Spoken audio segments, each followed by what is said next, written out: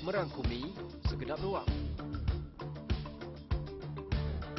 Semuanya dalam ruang bicara secara langsung Isnin hingga Jumaat hanya di Bernama TV.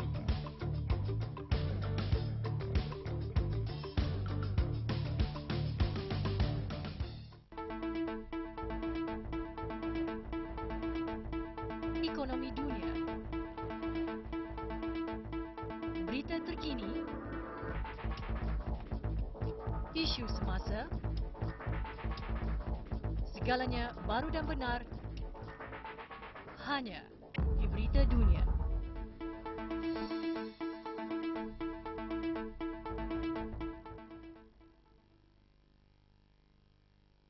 Halo, apa kabar pemirsa? Salam dari Jakarta. Sebuah program kerjasama Kantor Berita Indonesia Antara dengan Kantor Berita Malaysia bernama kembali hadir menjumpai Anda.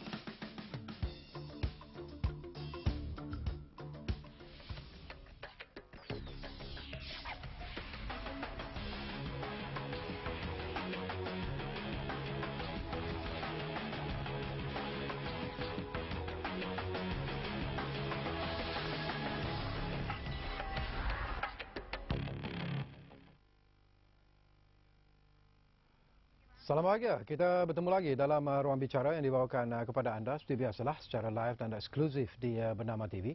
Dan hari ini kita akan membincangkan satu topik yang mungkin akan menarik perhatian anda sedang bersama kami ketika ini.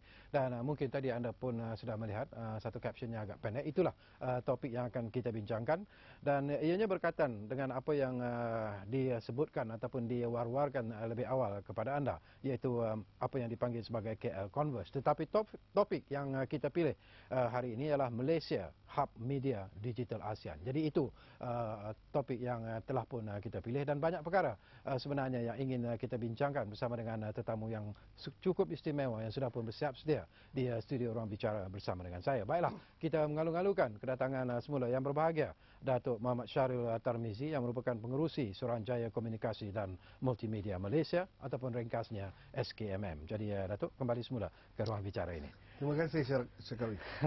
Dan satu topik yang saya percaya mungkin akan menarik perhatian anda, dan sekiranya anda ingin berkongsi apa saja pandangan dan juga pendapat berkaitan dengan topik yang telah pun kita pilih ini, dua talian seperti biasa telah pun kami sediakan kepada anda di 03 20594624 dan juga 03 20594625. Jadi saya ulangi sekali lagi untuk anda tidak melupakannya, 03 20594624 dan juga 03 20594625. Baiklah, yang menarik Datuk, kalau kita bercakap sebelum kita pergi kepada perkara yang mungkin lebih mendalam lagi berkaitan dengan topik yang kita pilih hari ini, iaitu Malaysia Hub Media Digital ASEAN. Kita ingin menyentuh tentang persidangan ataupun acara persidangan dan juga pameran KL Converge yang akan diadakan daripada 17 hingga 19 hari bulan September nanti. Kenapa dan apa matlamat pameran dan juga persidangan ini sebenarnya, Datuk? Terima kasih. Sebenarnya acara ini atau persidangan ini adalah dicetus daripada idea program transformasi ekonomi kerajaan atau Economic Transformation Program, di mana antara hala tuju dan fokus EDP itu ialah untuk menjana pembangunan ekonomi melalui kandungan komunikasi dan multimedia digital. Di situ disasarkan pendapatan negara kasar atau KDNK, disasarkan bila menjelang 2020 akan mencapai 57 bilion dolar. Konsep di bawah KL Converge ni, dan saya tindak sebagai juru cakap jawatan kuasa pengelola yang diketuai oleh Yang Berhormat Menteri Datuk Seri Ahmad Syamri Cik bersama-sama dengan Ketua Setiausaha Kementerian KKMM dan juga pihak Finas. di mana 3 agensi di bawah kementerian ini termasuk MCMC sendiri bergabung untuk mengelolakan persidangan KL Converge ini.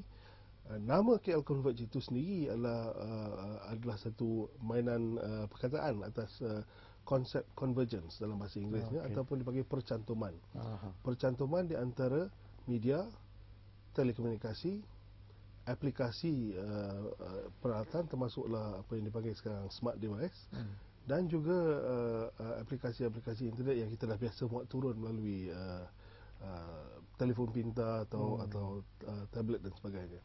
Jadi kalau kita tengok sekarang, kalau dulu penyiaran khususnya penyiaran, komunikasi khusus komunikasi, di bawah konsep percantuman atau convergence ini, kalau kita tengok sekarang, tablet boleh dijadikan satu peralatan yang untuk menonton televisyen.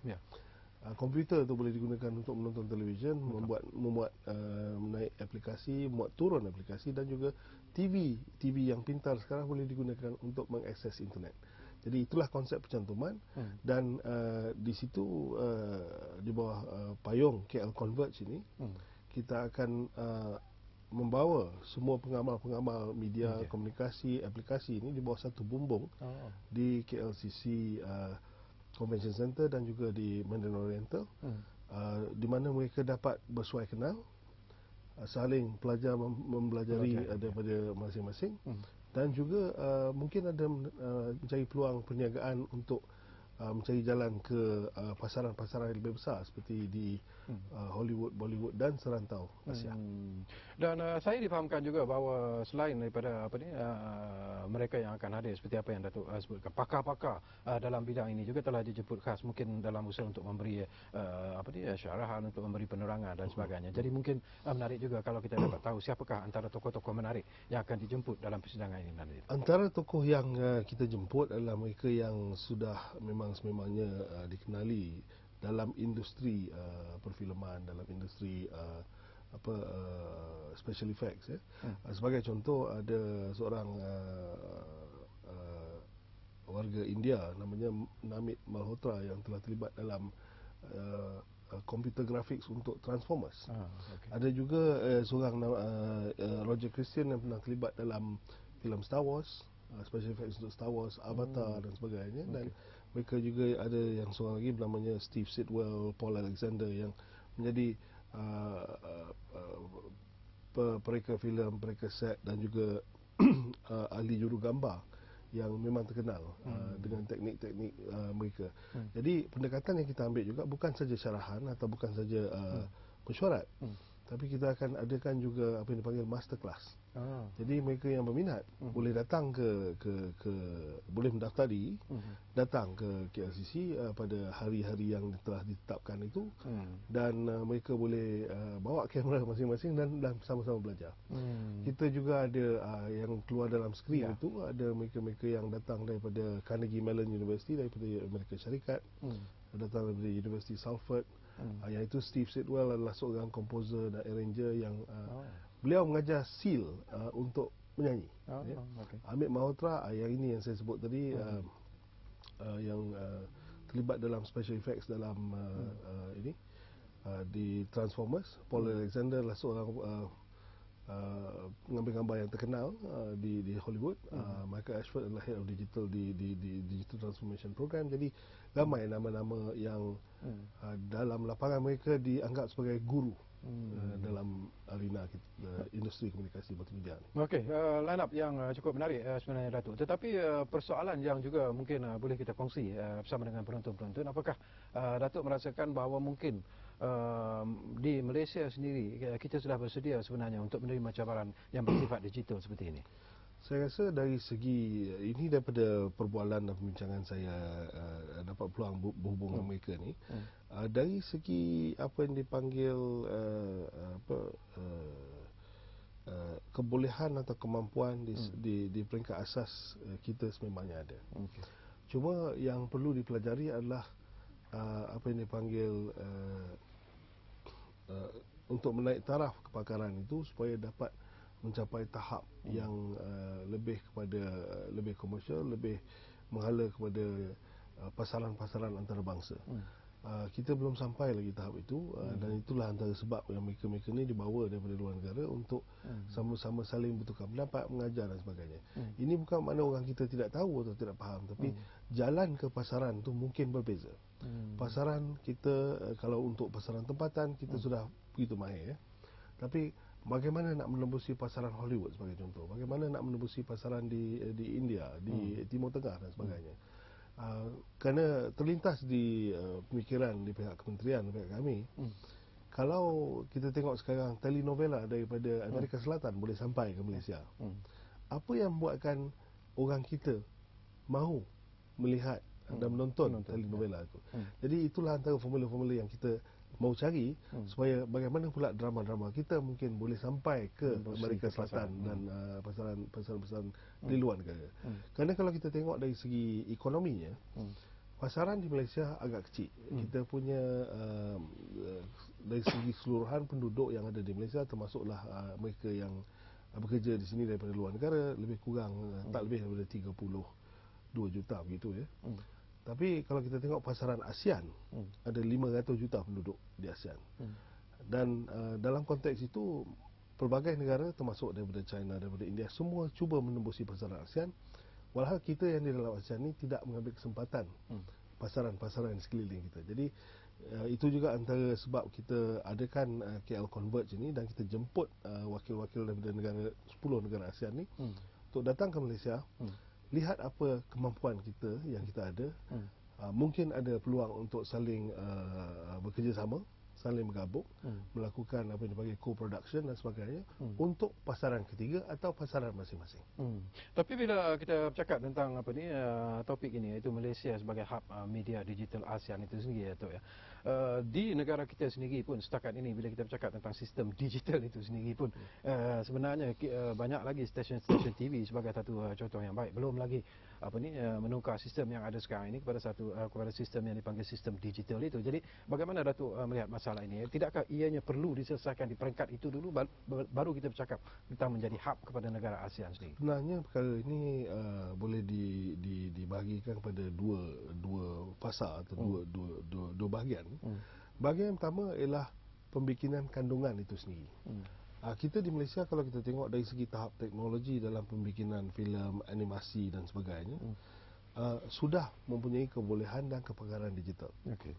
Kalau kita tengok dari segi filem Life of Pi, kalau kita tengok dari filem Saladin yang diterajui oleh pihak MDEC yang juga terlibat dalam ni, kita sudah mempunyai kebolehan itu.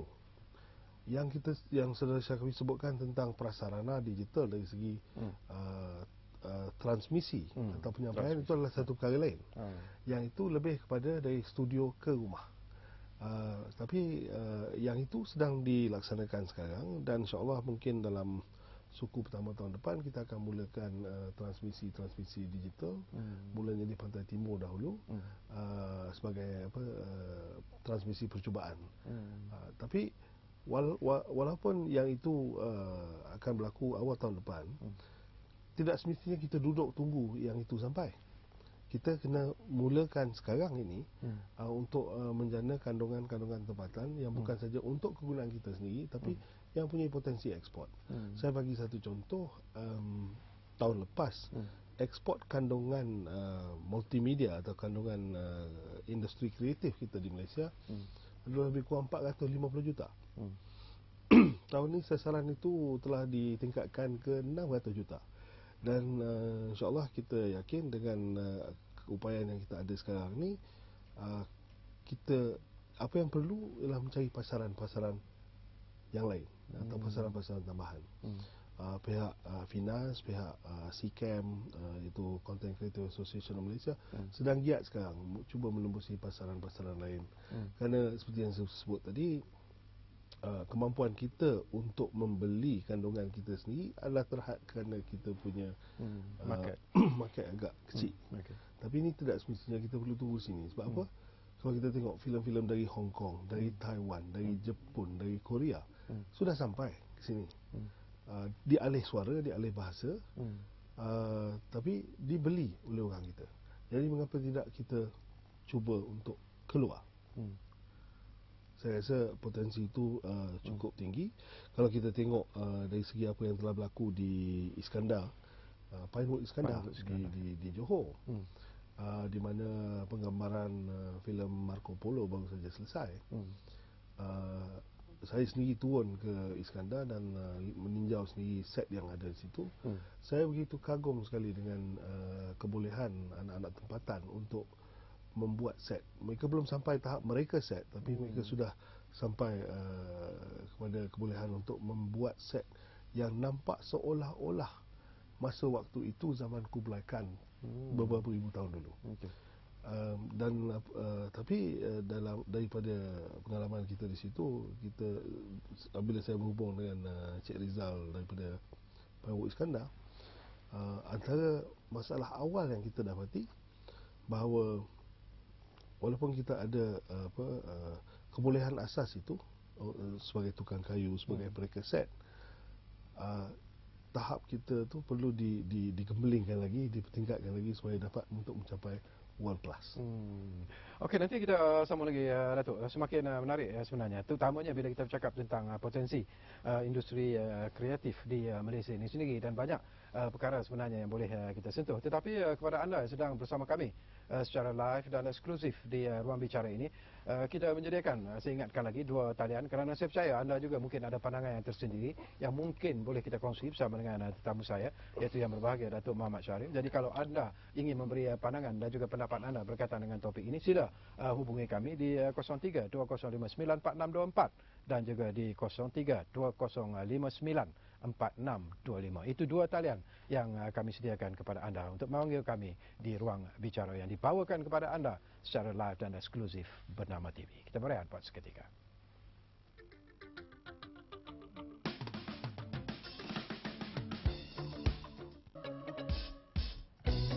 Isu-isu dunia hiburan dan seni tanah air. Cabaran selebriti berbisnes raih pendapatan sampingan. Perkembangan terkini artis tempatan dan antarabangsa serta dunia sinema.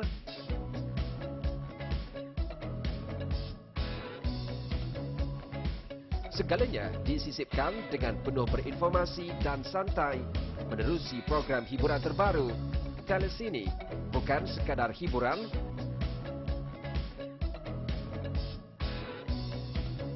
setiap Sabtu jam 12.30 tengah hari hanya di Bernama TV.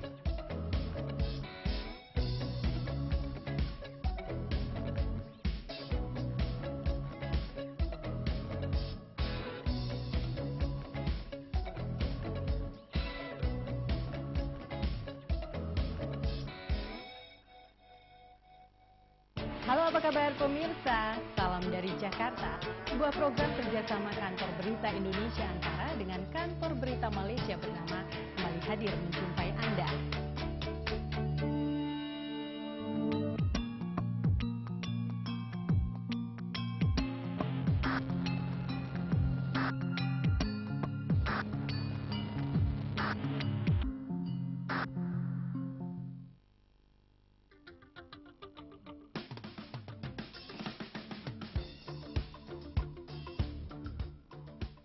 Okey, kita kembali semula ke ruang bicara ini, masih bercakap tentang Malaysia Hub Media Digital ASEAN, dan 2 talian itu masih lagi kami kekalkan kepada anda di 03-2059-4624 dan juga 03-2059-4625. Dan mungkin menarik juga tadi bila Datuk sentuh tentang industri kreatif di Malaysia ini.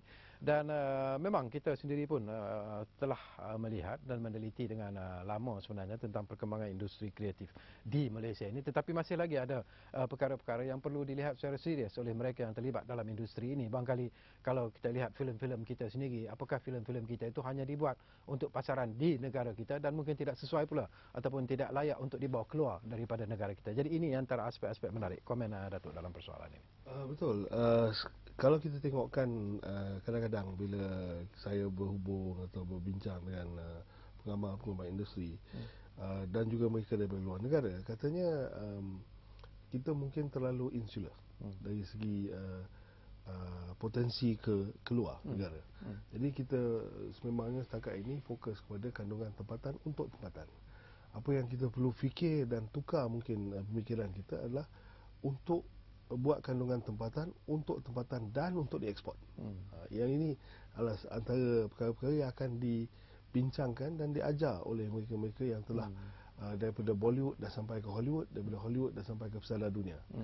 Tapi kerana apa yang disebut dalam bahasa Inggeris road to market ni bukan semudah apa yang kita fikir. Setiap orang punya idea. Setiap orang mungkin ada kemampuan untuk membuat filem atau membuat animasi dan sebagainya. Setiap orang mungkin ada kebolehan untuk penceritaan itu. Tapi penceritaan yang macam mana yang mau diterima oleh masyarakat di luar negara. Penceritaan atau cara apa dia panggil dalam bahasa Inggeris finishing atau treatment macam mana yang perlu digembeling supaya dapat menjadi daya penarik kepada mereka luar negara. Itu antara persoalan-persoalan yang akan dibincangkan. Kalau kita tengok sebagai contoh ya, juga sebelum saya lupa tadi, bukan saja filem yang akan dibincangkan di sini, kita juga ada dapat membawa mereka daripada Silicon Valley yang akan datang dan untuk mendengar dan berjumpa dengan syarikat-syarikat kerana mereka ni adalah apa dipanggil dalam bahasa Inggeris venture capitalist. Golden Gate Ventures yang akan datang daripada San Francisco dan juga History Channel, Discovery Channel yang akan datang untuk membuat sesi pitching. Jadi kita sebenarnya di Malaysia cukup kaya dengan bahan. Betul. Dengan masyarakat majmuk kita, dengan kita punya sejarah silam kita, dengan kita punya hubungan dengan negara Commonwealth, negara ASEAN. So sebenarnya kita memang cukup banyak bahan. Cuma dalam bahan-bahan yang kita ada tu, yang mana yang dapat kita cari untuk dikomersialkan supaya dapat mendapat pasaran luar negara. Itu antara perkara yang seperti saya sebut tadi adalah perkara-perkara yang kita masih lagi perlu dalami dan perlu cari jalan bagaimana kita dapat mengharungi jurang untuk ke pasaran-pasaran luar negara. Okey, banyak bahan itu satu aspek yang menarik dan kita juga sebenarnya Datuk ya banyak tokoh-tokoh ataupun banyak bakat-bakat yang begitu kreatif dari segi idea, dari segi produksi dan sebagainya. Tetapi selalunya masalah yang menjadi halangan kepada mereka ialah masalah modal, masalah duit. Jadi dalam aspek ini bagaimana Datuk melihat? Mungkin mereka mengharapkan bantuan daripada Finas, mereka mengharapkan bantuan daripada bank-bank yang sedia ada, tetapi itu pun ada sekatan-sekatan yang menyekat kebangkitan mereka. Cuba komen Datuk. Kalau kita lihat daripada apa yang telah berlaku di luar negara seperti di Hong Kong, pasaran-pasaran besar ya, Hong Kong, Hollywood dan Bollywood, sebenarnya penglibatan kerajaan di sana tidak begitu banyak. Langsung tidak ada. Tapi apa yang berlaku adalah pihak industri dan pihak yang mempunyai sumber-sumber kewangan ini memang mereka ni menjurus kepada memberikan modal kepada mereka-mereka yang menjadi mereka bahan-bahan kreatif ini. Kita di sini di Malaysia belum sampai lagi ke tahap pemikiran begitu. Kita masih lagi kalau mereka yang punya wang dan punya duit ni, kecenderungan pelaburan lebih kepada apa yang dipanggil dalam bahasa Inggeris brick dan mortar ya. Yang kita nampak kalau kita nak suruh bagi duit untuk buat rumah, nak buat bangunan, nak buat pencakar langit, nak buat hotel, dia faham bisnes model itu. Tapi kalau suruh dia melabur dalam filem, dia agak mungkin gusar, takut dan kerana dia yang itu saya sebut tadi, kita belum sampai lagi di tahap mana mungkin pelabur-pelabur di Malaysia melihat filem ataupun aplikasi atau animasi ini sebagai satu peluang pelaburan. Kita ada grup kumpulan-kumpulan kecil yang dipanggil angel investors di Malaysia, tapi masih belum sampai tahap negara luar. Saya bagi satu contoh ya, filem Malaysia yang tak lama dulu begitu popular yang disebut The Journey. Kalau kita tengok jalan cerita itu adalah cerita yang begitu mudah sekali. Cerita di antara perbezaan dua insan yang seorangnya daripada Eropah, seorangnya rakyat kita daripada Malaysia, seorangnya orang putih, seorangnya Cina. perbezaan dari segi fahaman, pendapat, apa nama, dan juga kaum. Tapi cara cerita itu disampaikan dan diolah telah membuatkan cerita itu begitu diminati dan ramai yang mengunjung program-program untuk melihatnya. Kalau kita tengok dari segi pelaburan, kalau kita tengok dari segi ekonominya, pelaburan yang telah dibuat oleh mereka yang terlibat dalam filem itu lebih kurang 2.8 juta kalau tak silap saya. Tapi pulangan yang mereka dapat di box office adalah lebih kurang 18 juta.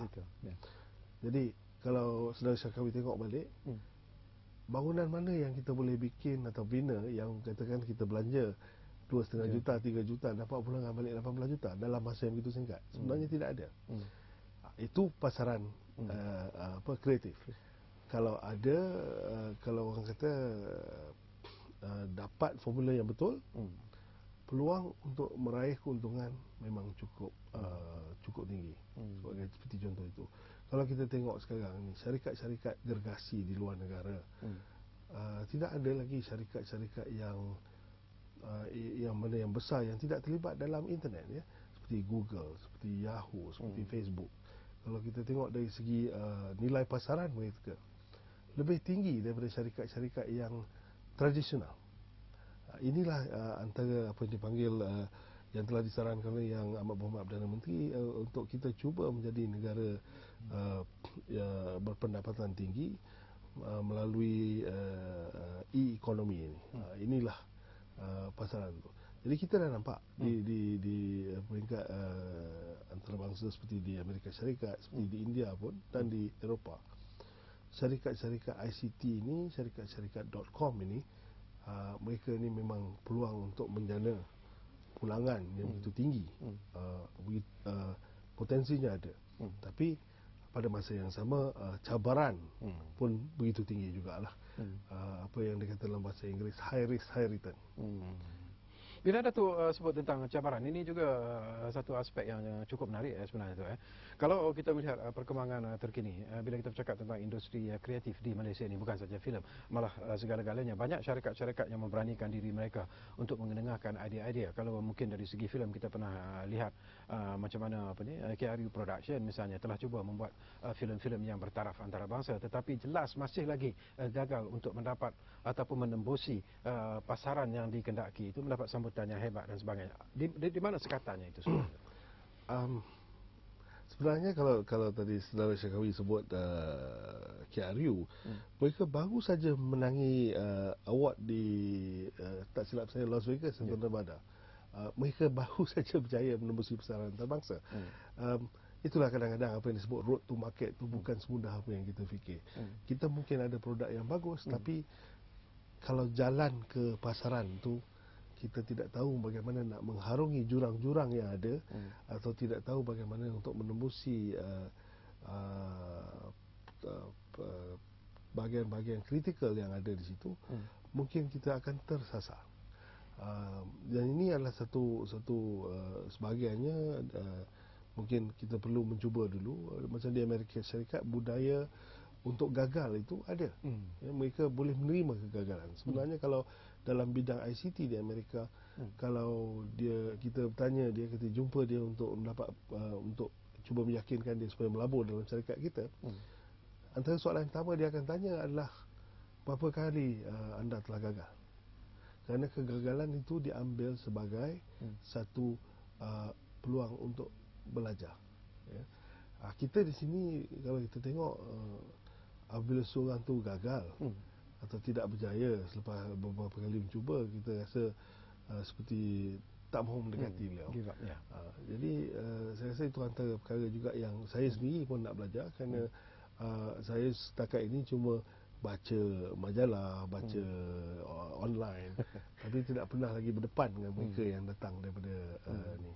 Saya cuma tengok filem-filem yang dia pernah buat, saya cuma tengok hasil karya mereka melalui animasi dan bahan-bahan elektronik, aplikasi elektronik. Tapi inilah peluang bagi saya sendiri untuk berjumpa dengan dia orang. Bila kita cakap tentang animasi, barangkali siri kartun Upin dan Ipin telah pun boleh dianggap sebagai satu idea kreatif yang cukup berjaya.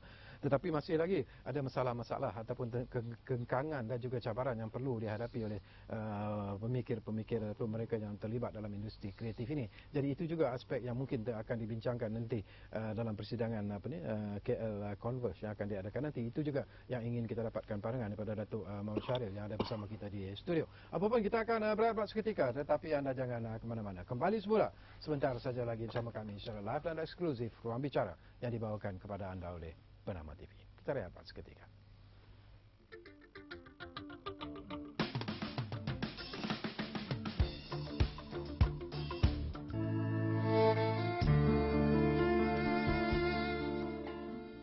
Bismillahirrahmanirrahim. Alhamdulillahi Rabbil Alamin.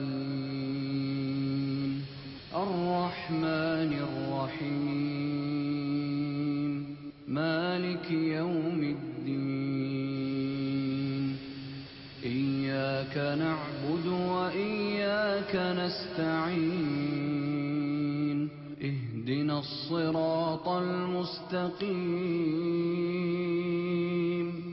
صراط الذين أنعمت عليهم غير المغضوب عليهم ولا الضالين.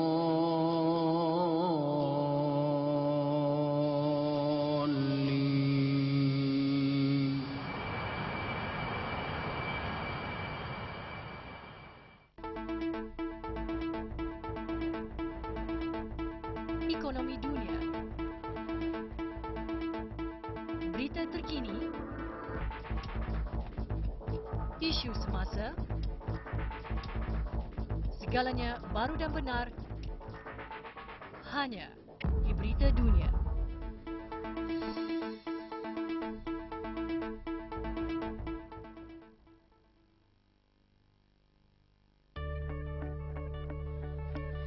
Menyelami realiti, menjejaki masa, meninjau peristiwa, paparan kronikal kembara kehidupan, pelbagai keunikan juga pengalaman menarik dari dalam dan luar negara. Segalanya disorotkan selama setengah jam dalam jurnal bernama setiap Ahad jam 9.30 malam hanya di Bernama TV.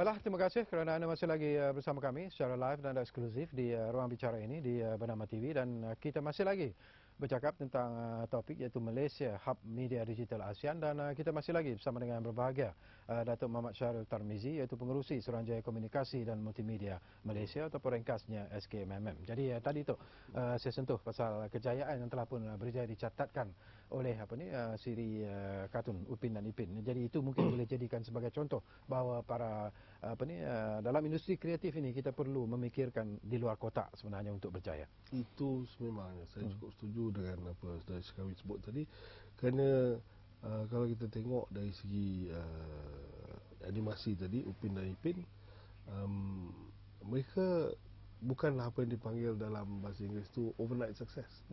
Terpaksa mengharungi pelbagai masalah, isu, ketidakyakinan oleh stesen-stesen televisyen untuk membeli kandungan dan sebagainya.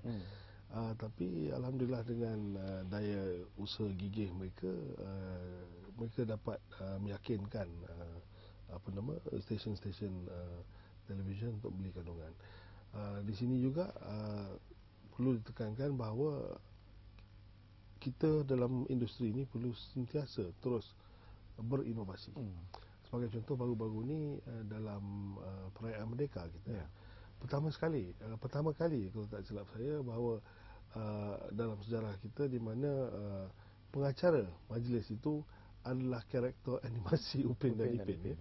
Kalau kita tengok dalam televisyen itu, tak pernah dibuat. Ini hasil ilham jawatankuasa di kementerian yang diterajui oleh Datuk Seri Sabri, di mana katanya mengapa perlu kita cuma terhad kepada skrin televisyen saja atau skrin di pawagam.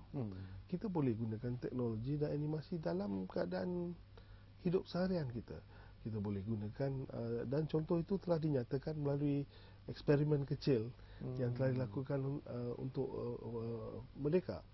Dan ramai bila saya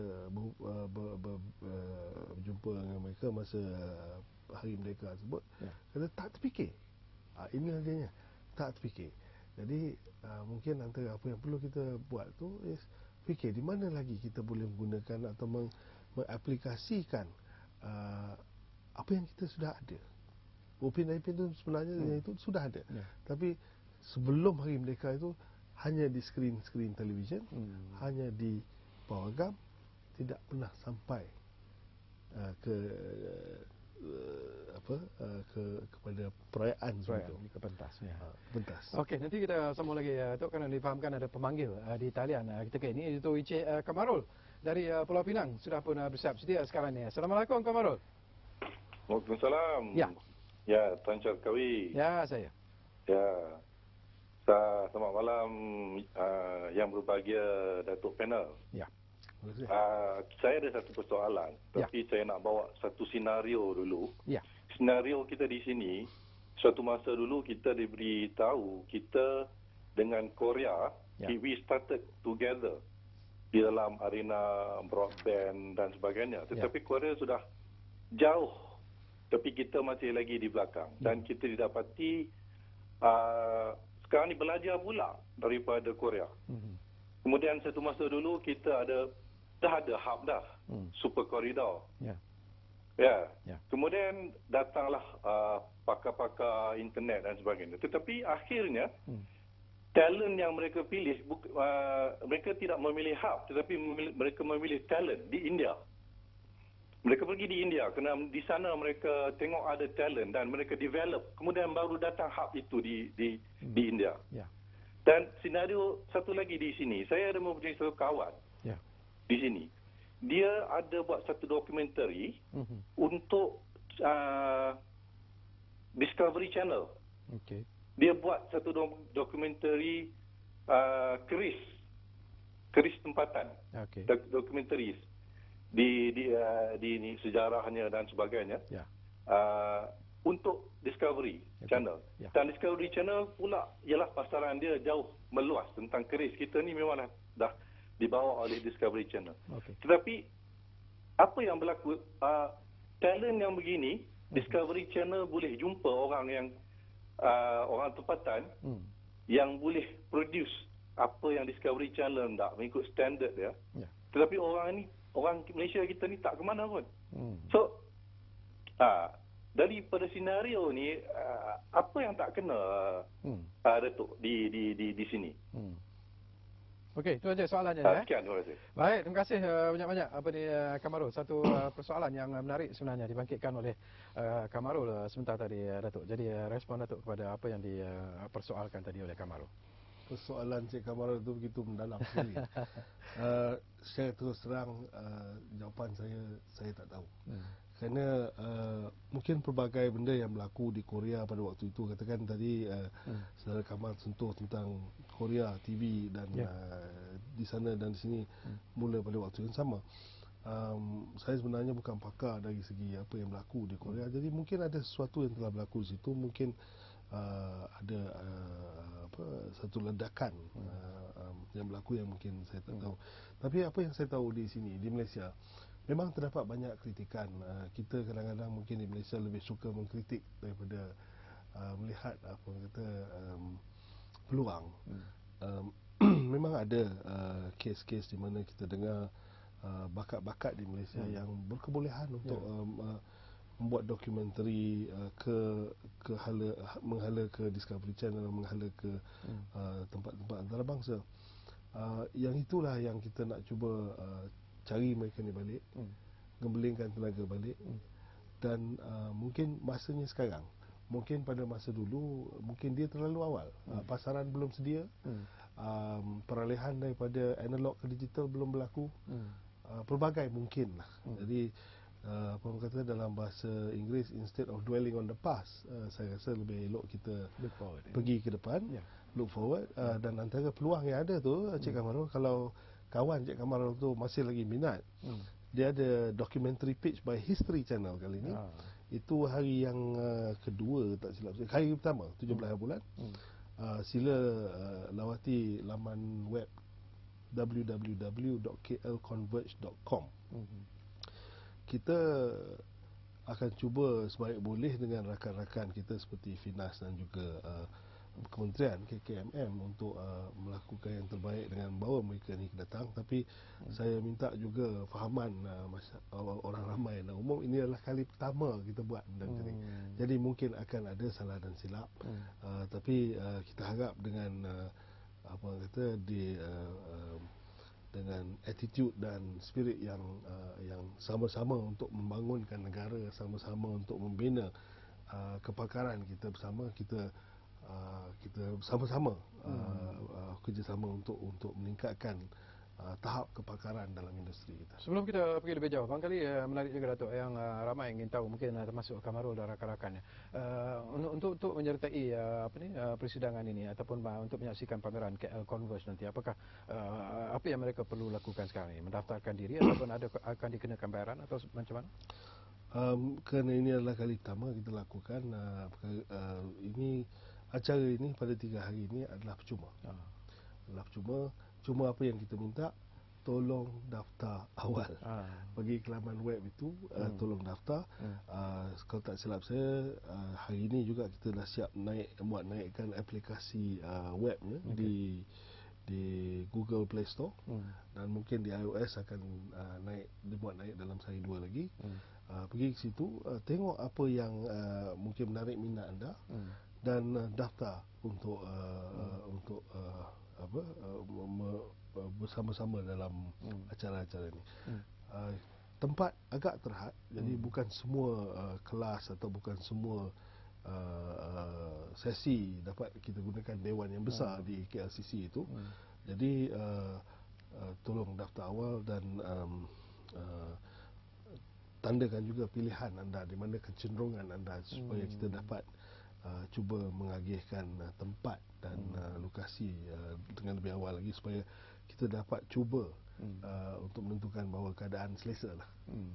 Dan bila kita bercakap tentang persidangan ini, ialah dengan kehadiran tokoh-tokoh yang cukup hebat sebenarnya dalam bidang masing-masing. Jadi ini satu kesempatan yang cukup baik sebenarnya kepada rakyat Malaysia sendiri, terutamanya kepada mereka yang ingin melibatkan diri dalam industri kreatif seperti ini.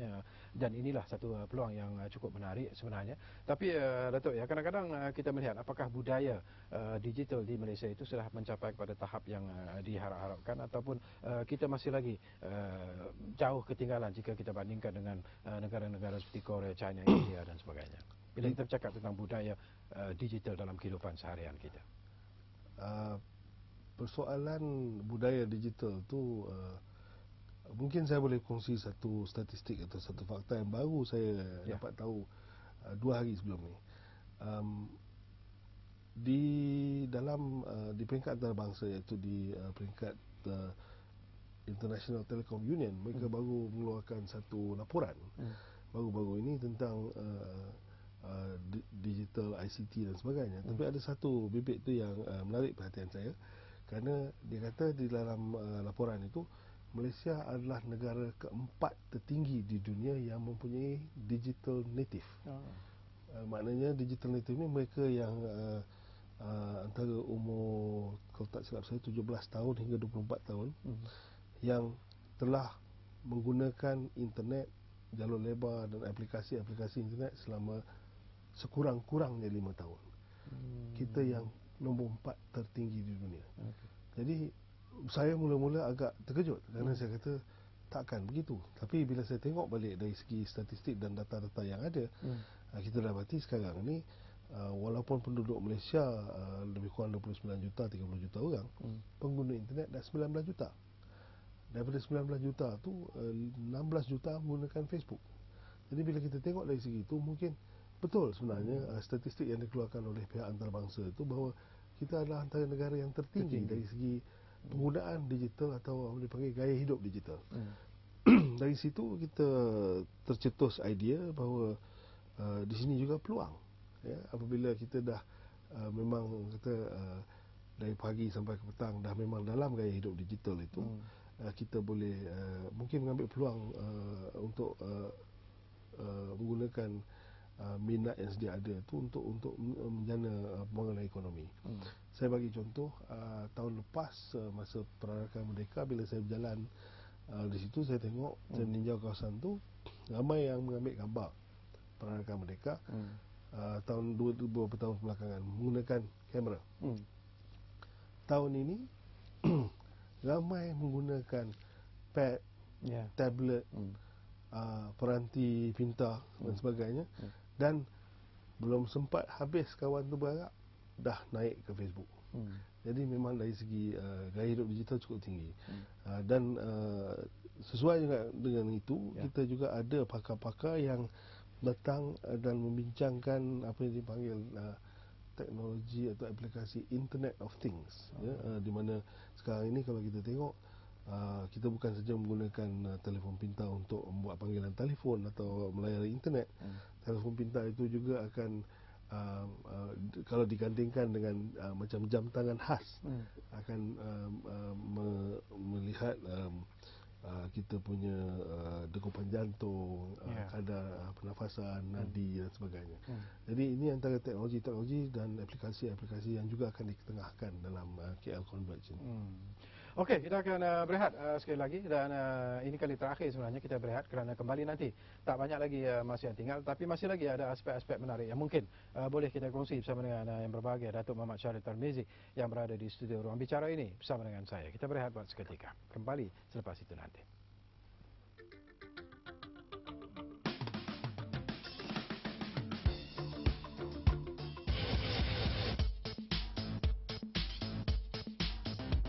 Catch Bernama Today every weekday from 9 a.m. onwards for the latest news, lifestyle stories, interesting personalities, only on Bernama TV.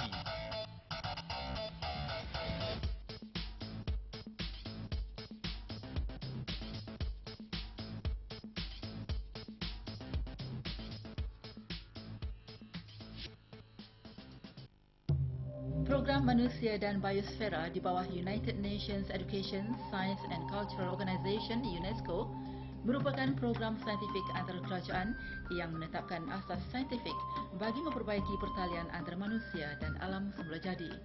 Program ini memberikan piktirafan Resap Biosfera kepada kawasan-kawasan perlindungan yang terpilih dari seluruh dunia. Tasik Chini adalah Resap Biosfera pertama di Malaysia yang diiktiraf oleh UNESCO pada 2009. Tasik air tawar semula jadi kedua terbesar di Malaysia ini kaya dengan kepelbagaian flora dan fauna serta penempatan masyarakat orang asli. Banjaran Crocker pula tapak Resap Biosfera kedua di Malaysia. Kawasan tadahan air utama di negeri Sabah ini berlandskapkan bukit bukau, gunung tropika dan hutan tanah rendah mempunyai kepelbagaian biologi dan nilai kebudayaan. Program Manusia dan Biosfera memberi banyak manfaat kepada rakyat Malaysia dalam mengekalkan kelestarian sumber alam semula jadi untuk generasi akan datang.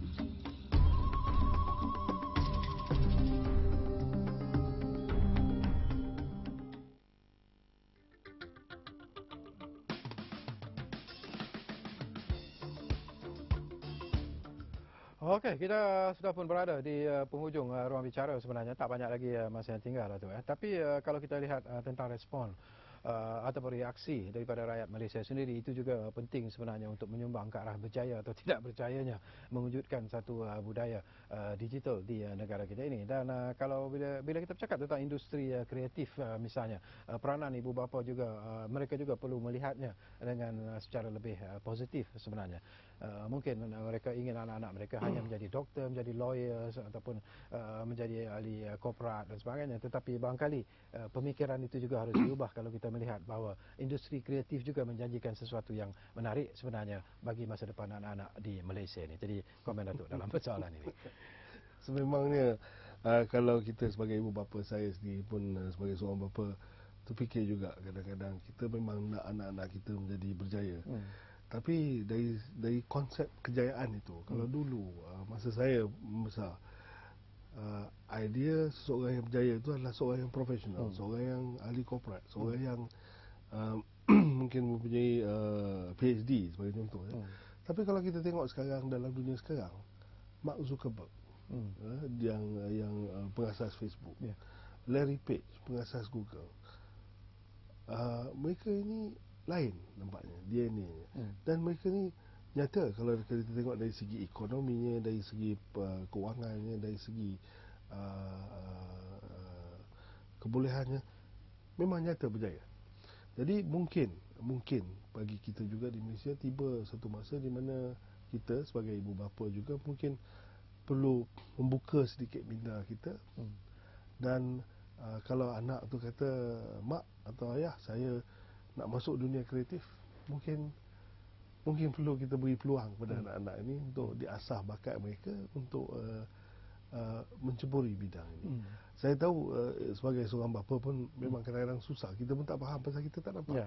Itulah antara perkara yang saya sendiri pun nak belajar juga tengok pasal kalau kita tengok dari segi potensi industri ini dengan teknologi yang ada, dengan aplikasi yang ada, ke mana lagi akan pergi? Industri kreatif, tidak ke mana lain lagi. Itulah juga industri yang insya-Allah akan membantu untuk meningkatkan pendapatan negara.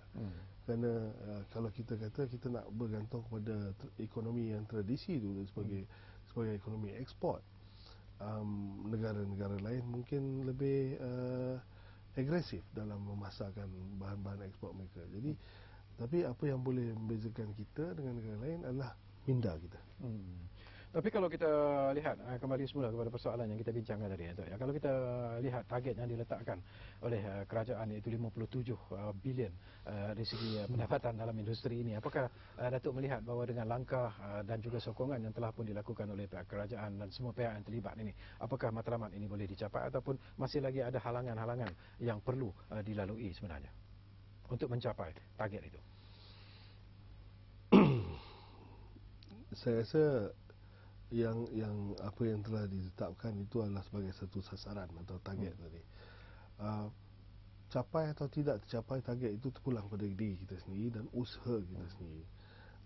Tapi saya yakin insya-Allah dengan rakan-rakan kami di industri, rakan-rakan kami di kementerian dan juga di Finas dan sebagainya, termasuk MDEC, kita dapat nampak bayangan itu sudah. Dan kita dah nampak potensi itu. Isunya sekarang nampak bayang, nampak potensi, bagaimana nak garapkan perkara ini supaya menjadi kenyataan. Dan di situlah kita mungkin memerlukan bantuan daripada mereka-mereka yang sudah sampai ke situ untuk sama-sama membantu kita, mungkin memimpin kita untuk kehadapan, untuk mengambil peluang pasaran di peringkat antarabangsa. InsyaAllah saya rasa memang kami di industri komunikasi dan multimedia ini di peringkat pihak kementerian, pihak agensi-agensi memang sedang giat untuk membantu industri untuk mencapai target itu. Tapi kita juga perlukan pengamal-pengamal industri untuk jangan tunggu saja bantuan daripada kerajaan. Mereka juga perlu mencari peluang sendiri. Pihak kerajaan mungkin dapat memberikan jalan atau hala tuju atau mungkin sedikit imbuhan dari segi bantuan kewangan atau seed money. Tapi kita perlu juga berusaha sendiri untuk mendapatkan pelaburan dari luar. Kerana dalam industri ini memang cukup kompetitif, memang cukup susah. Tapi kalau kita tengok daripada mereka yang telah berjaya, cukup lumayan juga. InsyaAllah. Saya tertarik hati kembali semula kepada program ataupun projek Pinewood Iskandar itu, ya. Dia mungkin Datuk sendiri begitu dekat dengan apa yang sedang berlaku di tempat tersebut. Sambutan yang diterima dikabarkan begitu menarik sekali, terutamanya daripada pengamal-pengamal kreatif dari luar negara terutamanya. Tetapi barangkali sambutan daripada industri kreatif dari negara kita sendiri mungkin agak tersekat, mungkin kerana kos dan sebagainya. Jadi apa yang perlu dilihat secara serius tu? Pinewood Iskandar daripada segi desainnya sebenarnya memang bertujuan untuk menarik filem-filem besar, ya, bajet besar daripada luar negara untuk ke Malaysia. Untuk menjana dan membantu kita meningkatkan kepakaran kita dalam pembuatan atau pembikinan filem-filem bajet besar. peluang untuk mereka orang tempatan untuk bekerjasama ada, tapi mungkin di peringkat awal ni kerana masing-masing masih lagi saling kenal mengenali, saling baru mempelajari selok-beloknya, mungkin belum nampak lagi. Tapi kita juga ada industri yang memang sudah sedia ada di Kuala Lumpur, dan baru-baru ni saya dengar di Perak pun ada satu kluster di situ untuk animasi. Di Pinewood dari segi kos mungkin memang dia lebih menjurus kepada apa yang dipanggil big budget projects, projek bajet yang besar. Kerana itu tujuannya. Kita cuba menarik juga mereka dari Australia, dari New Zealand, daripada Hong Kong untuk datang menggunakan studio di Pinewood Iskandar itu sebagai satu hub yang kita sebut tadi, hub digital multimedia. Kerana yang saya kata tadi, pasaran tempatan kita, kemampuan tempatan kita belum sampai ke tahap itu, kerana kita masih lagi secara keseluruhannya masih lagi fokus kepada pasaran dalaman. Tapi ada satu KRU Studio di Sabah Jaya. Itu lebih mungkin bersesuaian dengan kehendak pengamal mereka yang terlibat dalam produksi, mungkin untuk dalam negara. Tak tahulah komen itu. Tidak, sebenarnya KRU Studio itu yang kita juga di MCMC berkolaborasi dengan mereka untuk menghasilkan anak-anak tempatan yang untuk ditingkatkan kemahirannya. Studio tu boleh di mana-mana saja, tapi bezanya antara satu studio dengan satu studio mungkin dari segi size setnya, dari segi aplikasi teknologi dan fasilitinya. Dan kadang-kadang kita tidak perlu studio besar untuk membuat suatu produksi untuk pasaran antarabangsa. Kalau kena pada ceritanya. Jadi dalam studio yang kecil seperti ini pun boleh dibuat sesuatu untuk kepasaran antarabangsa. Yang pentingnya hasil daripada minda kita dan kreativiti kita. Kadang-kadang studio yang besar, tapi kalau pasarannya untuk pasaran yang kecil dan bukan untuk ke pasaran lebih besar pun begitu juga. Jadi saya rasa sama ada besar atau kecil itu adalah relatif, bergantung kepada keperluan sesuatu produksi itu. Jadi kalau nak ada yang kecil, ada di sini, nak ada yang besar, ada. Nak untuk yang antarabangsa, ada. Yang untuk tempatan, ada. Bergantung kepada hasil karya masing-masing. Okey, terima kasih banyak-banyak kepada yang berbahagia, Dato' Muhammad Syahril, kerana sudi bersama dengan kita. Dan sebenarnya banyak lagi yang boleh kita sentuh bila kita bercakap tentang industri kreatif di negara kita ini. Apapun, kita mengharapkan ada sambutan yang cukup hebat sebenarnya nanti untuk persidangan KL Converge yang akan diadakan pada 17 hingga 19 September nanti. Dan mungkin dari sinilah sesuatu yang lebih menarik sebenarnya akan dapat dilahirkan nanti, dan barangkali akan dapat membuka minda mereka yang hadir, bukan saja mengikuti persidangan tetapi juga pameran yang akan diadakan nanti. Dan bila ini yang peluang yang baik seperti apa yang Datuk katakan, bertukar-tukar pandangan, bertukar-tukar fikiran, dan akhirnya sesuatu yang lebih kreatif mungkin akan dapat diwujudkan melalui minda mereka yang dapat hadir dalam persidangan dan juga pameran KL Converge yang akan diadakan nanti. Jadi ambillah peluang dan kesempatan yang disediakan ini. Baiklah, terima kasih kepada anda yang menumpukan perhatian kepada kami di Ruang Bicara ini. Dan seperti biasalah, kami menjanjikan bahawa Ruang Bicara akan terus berbicara bersama anda dari masa ke semasa. Jumpa lagi. Assalamualaikum. Terima kasih.